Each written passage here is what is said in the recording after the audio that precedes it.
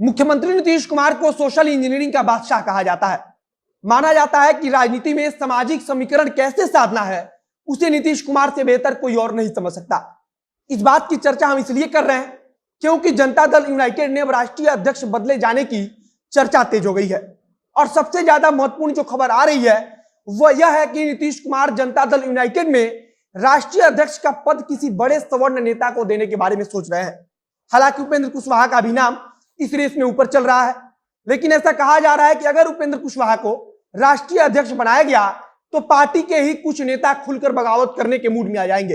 इसके पहले नीतीश कुमार पर एक विशेष जाति को तरहीज देने का आरोप लग ही रहा है और उससे भी जरूरी है कि मुख्यमंत्री नीतीश कुमार पर मुख्यमंत्री बनने के बाद से ही यह आरोप लगता रहा है कि वे अपनी जाति के अधिकारियों को आगे बढ़ाते हैं। अफसरशाही के बाद नीतीश कुमार पर अब राजनीति में भी अपनी जाति के लोगों को आगे बढ़ाने का आरोप खुलकर लग रहा है। अब नमस्कार, हमारा नाम है मोहित कुमार सिंह और आप देख रहे हैं जनता जंक्शन का विशेष कार्यक्रम एक्सप्लेनर। दैनिक भास्कर से लेकर तमाम समाचार पत्रों में इस बात की चर्चा चल रही है कि क्या नीतीश कुमार की पार्टी जदयू अब केवल लव और कुश वाले समीकरण पर सिमट गई है।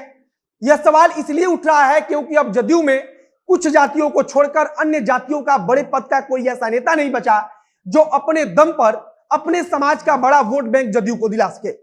चाहे हम राजनीति में विकास की जितनी भी बात कर ले, लेकिन सामाजिक समीकरण साधना सबसे महत्वपूर्ण होता है और यह बात नेता से लेकर आम जनता तक बखूबी समझती है।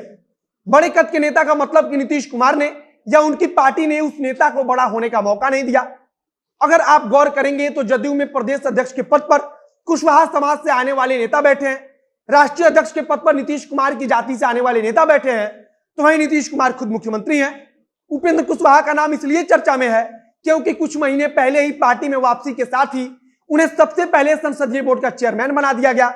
उसके तुरंत बाद उन्हें विधान परिषद में भी भेज दिया गया।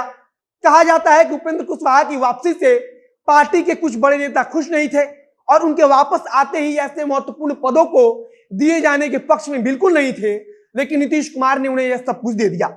अब अगर उपेंद्र कुशवाहा को राष्ट्रीय अध्यक्ष बनाया जाता है तो पार्टी के अंदर असंतोष का बढ़ना लाजमी है। दूसरी तरफ एक और बात है कि अगर उपेंद्र कुशवाहा को राष्ट्रीय अध्यक्ष बना दिया गया तो फिर मौजूदा प्रदेश अध्यक्ष उमेश कुशवाहा को हटाना पड़ेगा, क्योंकि सामाजिक समीकरण के हिसाब से यह बिल्कुल ठीक नहीं होगा कि इन दोनों बड़े पदों पर एक ही जाति के व्यक्ति को बैठाया जाए। अगर उपेंद्र कुशवाहा को राष्ट्रीय अध्यक्ष बनाया जाता है तो इससे उमेश कुशवाहा भी नाराज हो सकते हैं, क्योंकि उपेंद्र कुशवाहा की पार्टी में वापसी अभी कुछ दिन पहले ही हुई है और वे पहले भी कई बार पार्टी विरोधी काम कर चुके हैं। उसके बावजूद उन्हें इस तरह से आगे बढ़ाना किसी को रास नहीं आएगा। दैनिक भास्कर ने जनता दल यूनाइटेड के सूत्रों के हवाले से कहा है कि अध्यक्ष पद के लिए किसी अगली जाति के नेता की तलाश चल रही है और इसमें 3 नाम सबसे प्रमुखता से लिया जा रहा है। एक नाम तो है ललन सिंह का, जो इस बार केंद्र में मंत्री बनते बनते रह गए और अब इस बात का जमकर उनके समाज के लोग विरोध भी कर रहे हैं। तो दूसरा नाम है विजय चौधरी का और तीसरा नाम है संजय झा का। विजय चौधरी का नाम इसलिए आगे चल रहा है क्योंकि ललन सिंह के मंत्री ना बनाए जाने के कारण उनके समाज के लोग इस चीज का मुखर होकर विरोध कर रहे हैं। तो अब विजय चौधरी को राष्ट्रीय अध्यक्ष बनाकर इसकी भरपाई करने की कोशिश की जा सकती है। अगर विजय चौधरी को राष्ट्रीय अध्यक्ष बनाया जाता है तो अभी ललन सिंह के लिए विरोध कर रहे भूमिहार समाज के अंदर यह संदेश जाएगा कि जदयू में भूमिहारों की पूछ है। दूसरी तरफ खुद ललन सिंह का नाम भी है। कहा जा रहा है कि ललन सिंह को केंद्र में मंत्री का पद नहीं मिला है तो नीतीश कुमार उन्हें संतुष्ट करने के लिए राष्ट्रीय अध्यक्ष का पद दे सकते हैं। ललन सिंह वैसे भी नीतीश कुमार के बेहद करीबी हैं और उनके सबसे खास रणनीतिकारों में से एक हैं। अभी हाल के दिनों में लोक जनशक्ति पार्टी के अंदर जो टूट हुई है उसमें भी ललन सिंह को सबसे महत्वपूर्ण चेहरा माना गया है।